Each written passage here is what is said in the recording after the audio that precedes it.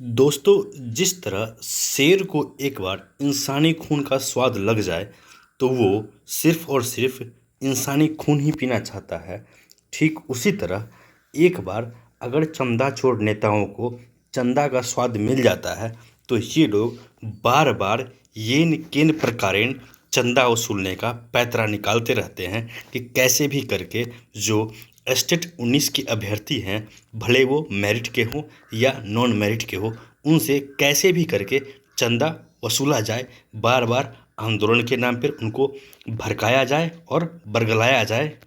आप लोग देख सकते हैं इस चंदा चोर नेता को। आप लोगों को याद होगा, इन्होंने जो पहली बार आंदोलन किया था तो इनका साफ साफ कहना था कि हम 24 मार्च के हिसाब से 12 मार्च के हिसाब से हम लोग 24,000 अभ्यर्थी ही हैं जो क्वालिफाइड हैं और हमें ही नियुक्ति चाहिए।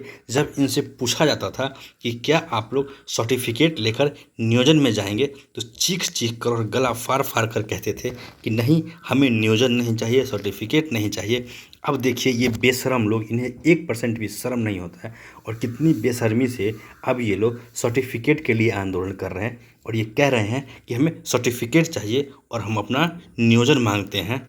इन अखंड बेवकूफ़ों को इतना भी नहीं पता है कि स्टेट 19 नोटिफिकेशन क्या कहता है। स्टेट 19 में जो एग्ज़ाम हुआ था उसके आधार पर किनको सर्टिफिकेट देना था और किनको नहीं देना था। दुनिया के इतिहास में ऐसा पहली बार हुआ होगा कि जो लोग फेल हो गए हैं वो चिल्ला चिल्ला कर सरकार से सर्टिफिकेट मांग रहे हैं और इसके लिए ये लोग अब आंदोलन को उतारू हो गए हैं। दोस्तों, मैं आपको सच्चाई बताऊं, इन लोगों को आंदोलन से कोई लेना देना नहीं है, इन लोगों को बहाली से कोई लेना देना नहीं है, इन लोगों को सर्टिफिकेट से कोई लेना देना नहीं है।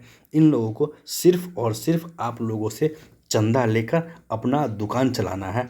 आप लोगों को अगर मुझ पे यकीन न हो तो आप लोग जाकर इनका जो पहला आंदोलन हुआ था उसमें जो ये लोग शब्द यूज कर रहे थे उसको जाकर देखिए और अब जो ये लोग बातें कह रहे हैं उसको जाकर देखिए, क्योंकि तब जो इनका मांग था वो भी नाजायज़ था और इन लोगों को पता चल गया कि एक मांग पर दोबारा चंदा नहीं मिलेगा। तो अब इन लोगों ने फिर से एक नया नाजायज़ मांग रख दिया है कि हमें सर्टिफिकेट चाहिए। सर्टिफिकेट के लिए ये लोग कहीं से भी पात्र हैं ही नहीं नोटिफिकेशन के हिसाब से। फिर इन्हें ये लोग सर्टिफिकेट किस मुंह से मांग रहे हैं, क्योंकि ये लोग खुद कह रहे थे कि हम लोग 12 मार्च के हिसाब से 24,000 क्वालिफाइड हैं और उन्हें ही सर्टिफिकेट और नियुक्ति मिलनी चाहिए। और सरकार ने जब लिख कर दे दिया है, कह कर दे दिया है, पूरी तरह से विधानसभा में ऑफिशियल स्टेटमेंट है शिक्षा मंत्री का कि 24,000 लोग ही मेरिट में हैं, फिर ये लोग ये बेशर्मी क्यों कर रहे हैं? इन लोगों से यह सवाल पूछा जाना बहुत ज़रूरी है। आप लोग जरा बातें सुन लीजिए इनकी, आपको समझ में आएगा ये बार बार चंदा क्यों मांगता है। क्योंकि इसके पास और कोई टैलेंट नहीं है, कुछ कर नहीं सकते ये लोग चंदा मांगने के अलावा। 2 लाइन बोलने के लिए इन्हें 4 बार देखना पड़ता है कि हमने क्या लिख कर रखा है। और ये लोग शिक्षक बनेंगे, कहाँ जाएगा बिहार का शिक्षा व्यवस्था का भविष्य, सोच सकते हैं आप लोग। जो कुंभकर्ण की नींद में खोए होंगे, सोए होंगे, उसका नींद तोड़िए। जी हाँ, नॉन मेरिट वालों, आप कुंभकर्ण नींद में को तोड़िए और भर भर के चंदा दीजिए ताकि इन चंदा चोरों का पेट फलता रहे, इनका दुकान चलता रहे।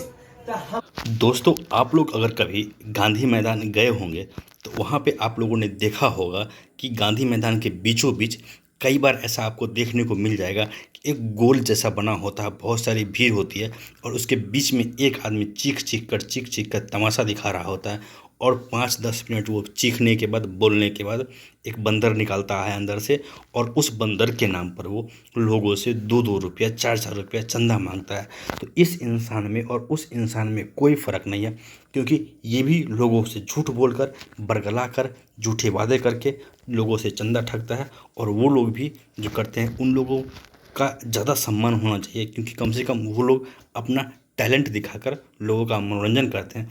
लेकिन ऐसे लोग लोगों से झूठ बोलकर चंदा ठगते हैं। तो इन लोगों को अगर कोई रोज़गार नहीं मिलता है, इन लोगों के लिए मेरा सलाह यही रहेगा कि लोगों को ठगने से अच्छा है कि आप भी जाइए गांधी मैदान में और मदारी का खेल दिखाइए, अच्छा कमाई आपको वहाँ से हो जाएगा। लोगों से चंदा लूटना बंद कीजिए।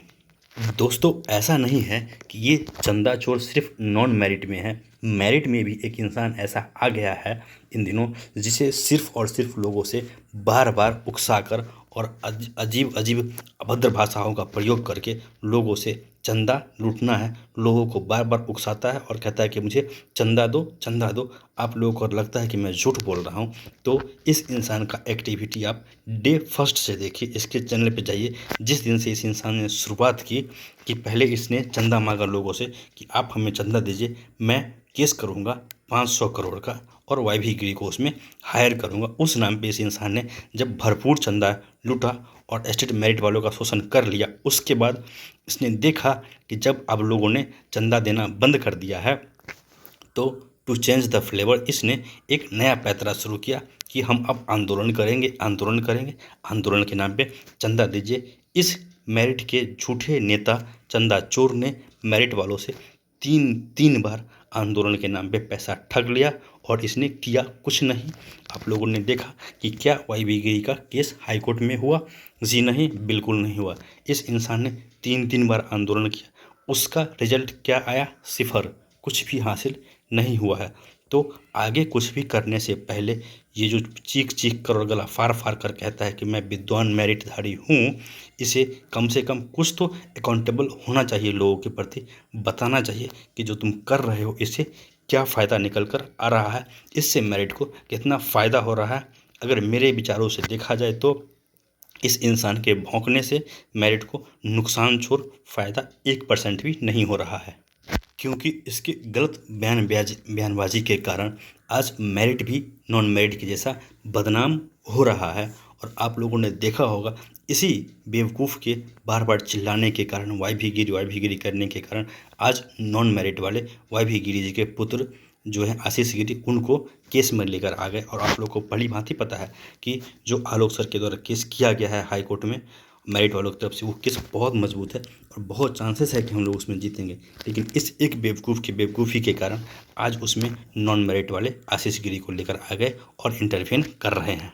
दूसरी बात, यह इंसान इतना बेवकूफ़ और बेशरम है, बार बार बैठ के चिल्ला चिल्ला कर कहेगा कि मेरे पास 140 मार्क्स का सर्टिफिकेट है, 140 मार्क्स का सर्टिफिकेट है।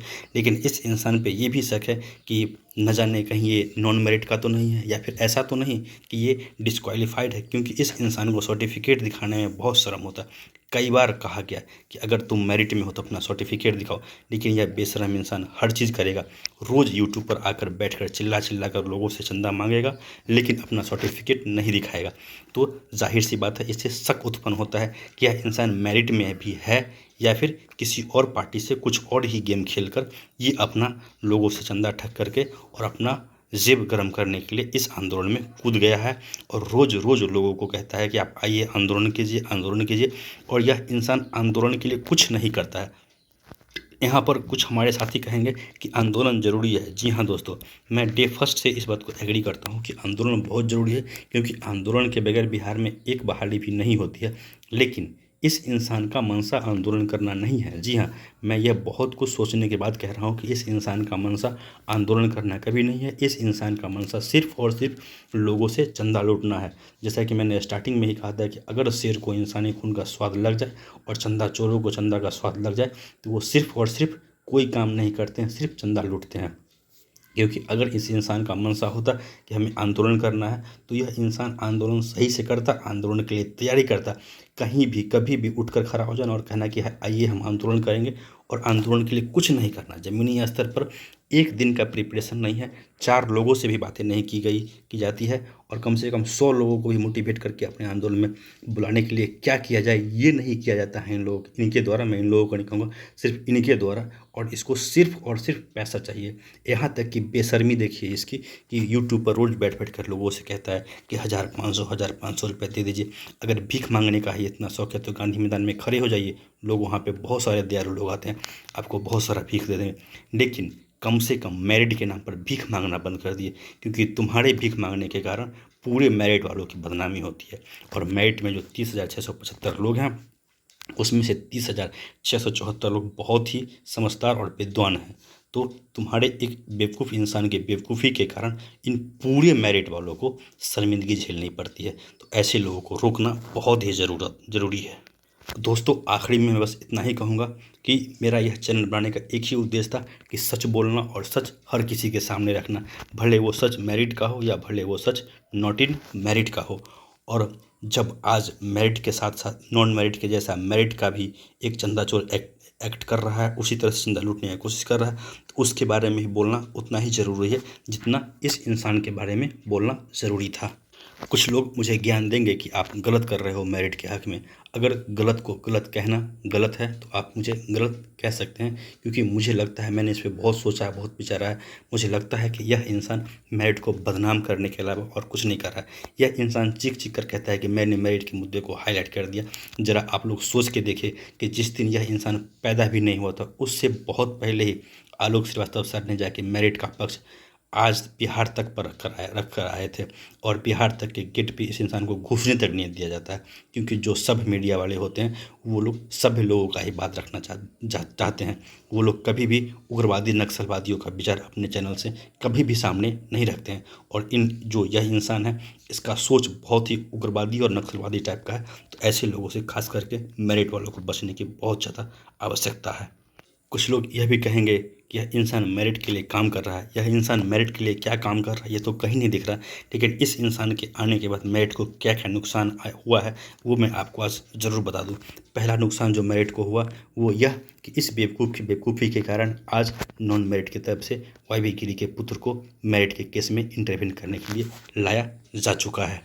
दूसरा, जब यह इंसान जाहिल और बददिमाग के जैसा बात करता है रोज़ बैठ के यूट्यूब पर, तो हर किसी को लगता है कि जितने भी मेरिटधारी हैं वो ऐसे ही होंगे, और इस एक बेवकूफ़ी के कारण हर मेरिटधारी को शर्मिंदगी फील होती है।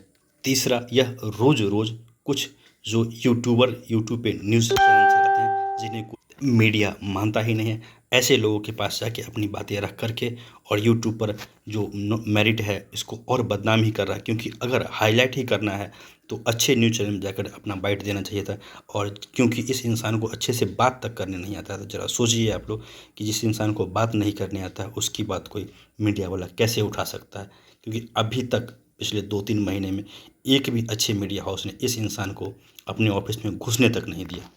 मेरिट में जो 30,675 लोग हैं उसमें से 30,674 लोग बहुत ही समझदार हैं, और इसमें से कुछ लोग ही हैं, 1,000-1,500 लोग ही थे जो एक्टिव थे। लेकिन इस एक बेवकूफ़ी के कारण अब वो 1,000-1,500 लोग भी रोड पर आने को तैयार नहीं होते हैं। क्योंकि आप लोगों ने देखा होगा कि इस नासमझ के इंसान ने जो आंदोलन किया 4 तारीख को, उसमें कितने लोग पहुंचे और कितना झूठी बातें करके ये आंदोलन करवाता है। कहता है कि हम आमरण अनशन करेंगे।